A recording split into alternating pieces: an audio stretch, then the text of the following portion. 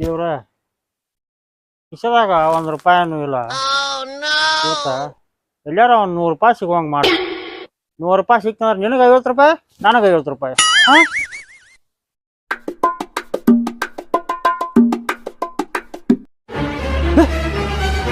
ಇದು ಹೋಗಿದ್ಯಾ?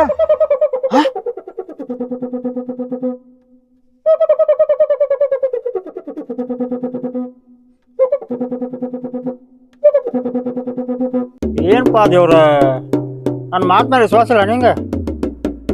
₹50 ನಿಂದು ಮುರ್ಕೊಂಡ ₹50 ಇಟ್ಟಿದ್ರೆ ನಂಗೆ.